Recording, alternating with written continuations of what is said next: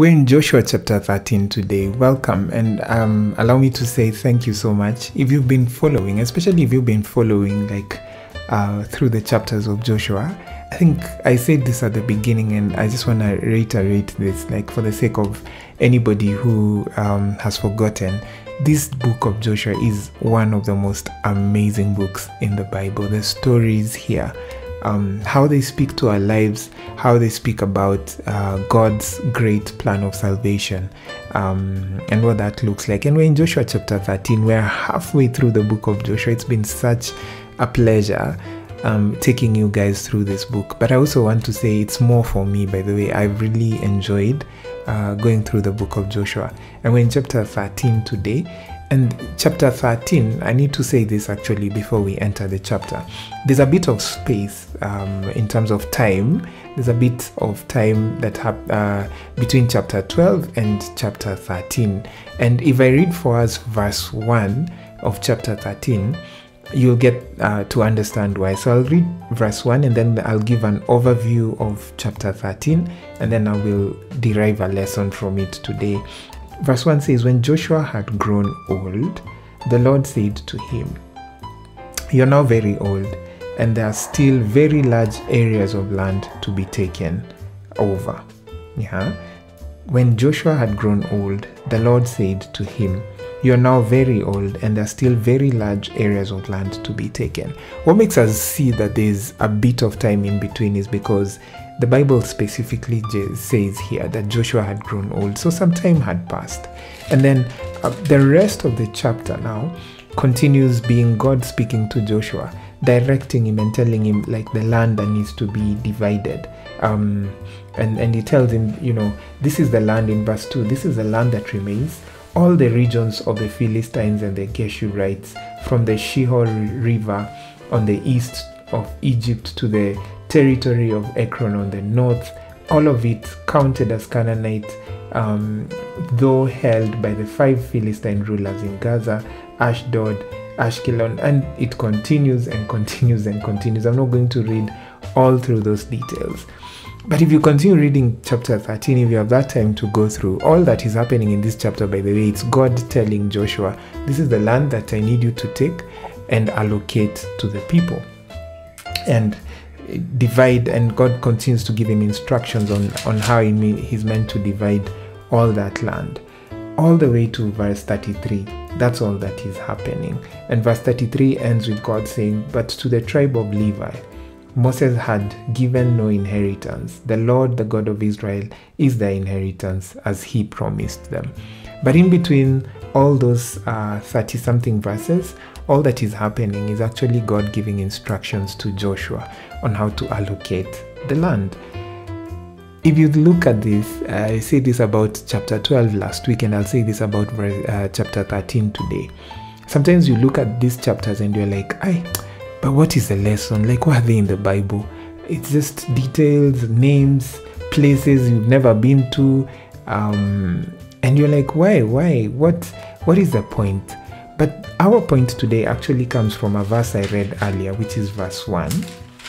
And I felt like verse 1 spoke to me, and I hope that it speaks to you too. It says, "When Joshua had grown old, the Lord said to him, 'You are now very old, and there are still very large areas of land to be taken over.'" What I noticed about these people is that they'd already conquered the land, they'd already fought for it.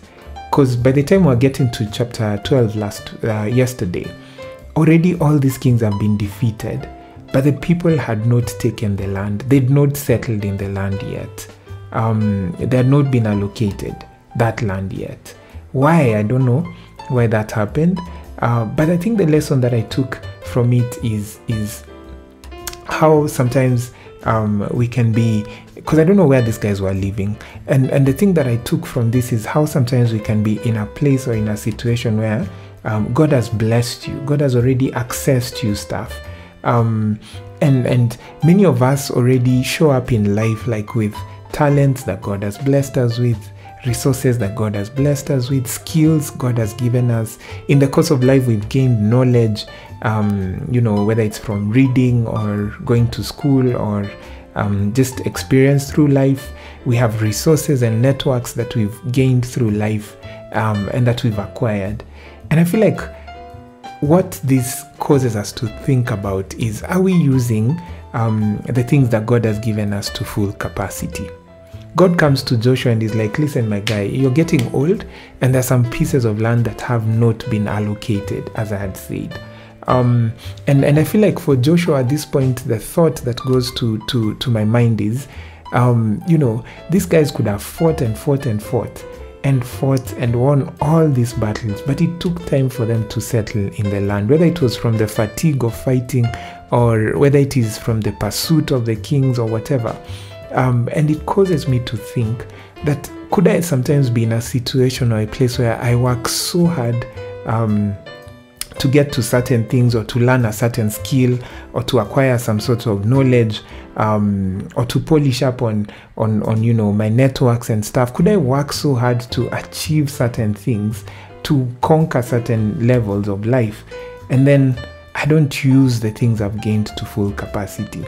Am I using the talents that God has given me, the gifts that God has equipped me with?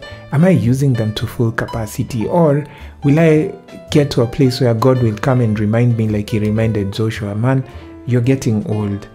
And there are some, the Message version actually says it this way: when Joshua had reached a venerable age, God said to him, you've had a good long life, but there's a lot of land still to be taken. And that put me in that place where I was like, I don't want to be the person that God comes to when I'm in old age and he's like, hey, bro, you've lived long, you've done all these things, but imagine there's still some talents, some skills, some things I'd put in you that you would have utilized while you were still young. That is what it caused me to see, that I want to make sense and make use of the battles I've won, of the things I've attained. If we use land in this case, if we use land to signify whatever that thing could be, it could be a skill, a talent, it could be networks, it could be whatever, that I have worked hard to fight for and to get. Maybe I've gone to school, I've done my bachelor's degree, I've done my undergrad, my postgrad, and I wanted to ask and just put it there, be like, hey, are you using the things that God has given you to your full capacity? Are you utilizing everything, or have you settled to a tiny little corner where they could be, even more availed to you, and even more that you could have done with whatever it is that you have? I feel like it was very important that God reminded Joshua, so that he knew there's a reason why the land was fought for. It's for the children to settle there. And it's not for them to finyana, squeeze each other on one side of the land, when there was so much land that had been won. God reminded them so that they could go and spread across, so that everybody could be allocated what they needed. And I hope that this reminds you, hey, whatever God has given you, whatever you've worked for, you've labored to get, whatever God has blessed you, whether it's a talent or a skill set, or a gift, make sure you use it to full capacity, so that you bring him glory and bring him honor. So we thank God for this verse, for this chapter. And I know that there are so many names and so many things that we didn't go into historically, but I hope it speaks to our practical living today, for us to exert ourselves to use to full capacity that which God has given us. Thank you, and have a fantastic day. Bye.